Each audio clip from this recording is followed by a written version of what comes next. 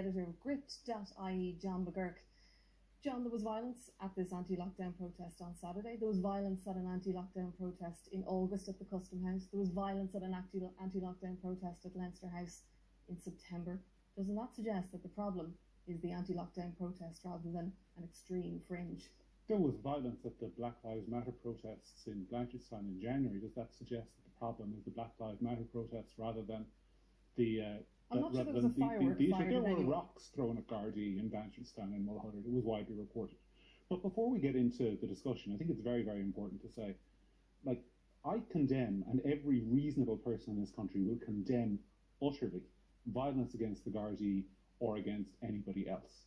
But there is no other protest movement in the Western world that has VTs run on the national broadcaster suggesting that they're a far-right, neo-Nazi, crypto-fascist movement.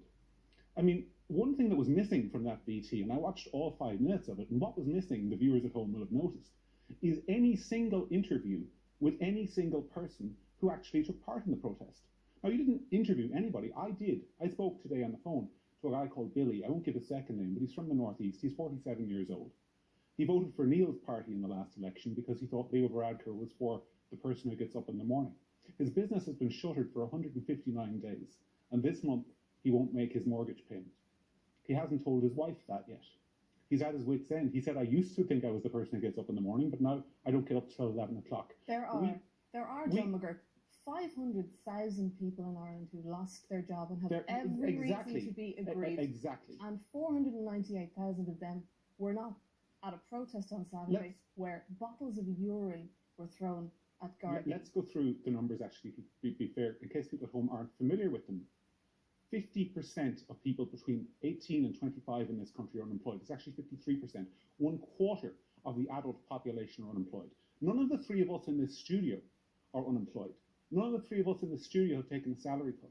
The people who are suffering in this pandemic, the people who take to the streets to protest, are the ones who are being called Nazis and far right for doing it. While Neil comes on tonight, and he hasn't spoken yet, so we'll give him a chance, but he comes on tonight to advocate for banning protests. While last August, his Taoiseach went to the European Union to advocate for the right for people to protest in Belarus.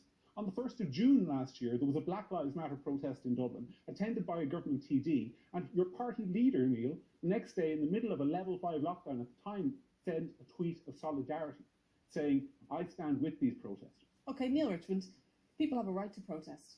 Absolutely, people do have the right to protest. And the only people in this country who are organising protests, Neil, are the people with nothing left to lose.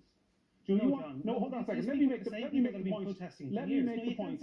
Let me make the point. Every conspiracy theory. Let me make the point. 5G, I'm not defending conspiracy. But you literally are. You're saying that I am not defending conspiracy theories. Conspiracy theories are conspiracy theories. They'll always exist.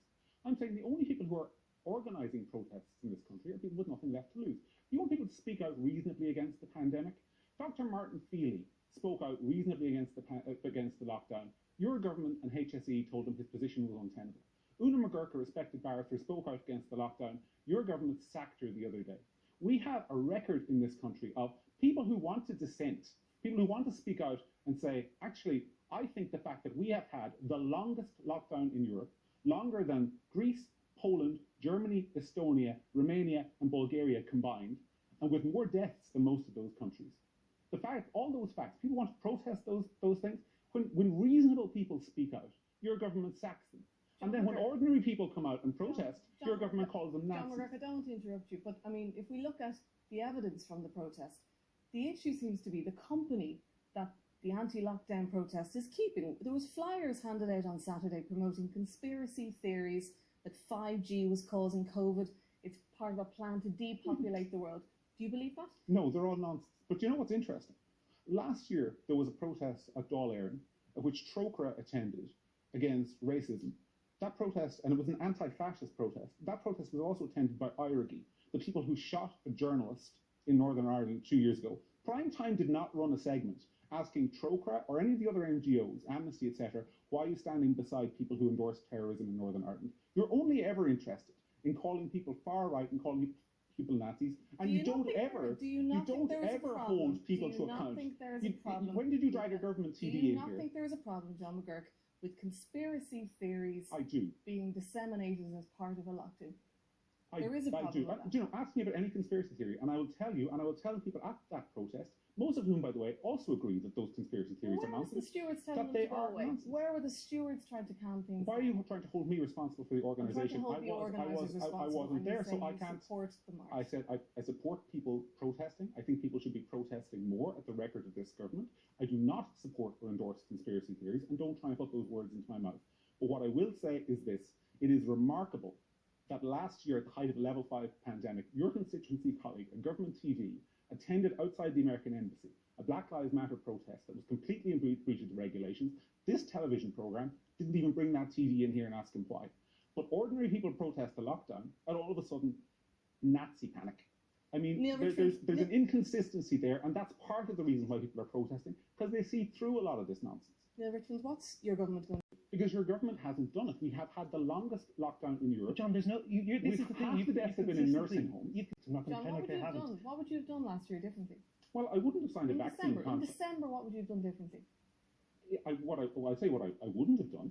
I wouldn't have signed a vaccine contract with the European Union that means 30% of people in Northern Ireland Would be you have vaccinated. locked 5%. down in December? I'll tell you what I would have done. At the very beginning last year, I would have banned all incoming flights into Would the you have country. locked down in December? I wouldn't have had to, because at the very beginning of the pandemic, I would have banned all incoming flights into the country. I would have done what Simon Harris didn't do and taken a meeting with nursing homes at the very beginning instead of ignoring for 6 weeks when half the deaths have been in But that. John, you're